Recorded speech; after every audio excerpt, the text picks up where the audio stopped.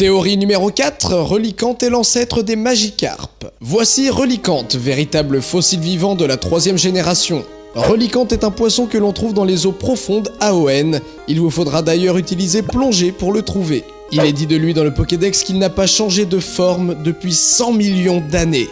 Revenons à Magikarp, il est dit de ce Pokémon qu'il est le plus faible, mais surtout que cela n'a pas toujours été ainsi, que sa puissance a beaucoup régressé au fil des siècles. Il est donc évident que les fans de théorie se soient dit que Relicanth est la première forme de Magikarp. Certains disent que ce point rouge est un indice nous prouvant qu'il va devenir Magikarp.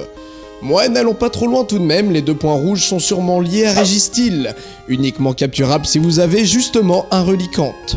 Relicanth est l'un des poissons les plus puissants avec de très bonnes stats de PV et de défense, ce qui coïncide avec un ancien poisson puissant dont Magikarp serait l'évolution.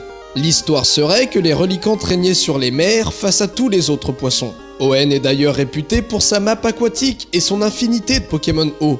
Durant une époque lointaine, certains Relicanths se seraient égarés vers Kanto, et n'ayant aucun ennemi féroce, leur puissance aurait régressé avec le temps. Cette théorie marche, mais elle est quand même ultra grosse. Il s'agit surtout du fantasme des joueurs de trouver l'ancêtre des Magikarp, Relicanth étant le seul poisson ancestral que nous connaissons en ce jour. Tout de même, il est bon de rappeler que Relicanth est gris et que dans Pokémon Platine, dans l'ère de détente, vous pouvez trouver des Magikarp de haut niveau jusqu'au niveau 100. On nous dit à cet endroit qu'une éminence grise se trouve ici. C'est l'un des plus gros mystères de Pokémon version Platine et avec cette théorie en tête, le doute est permis.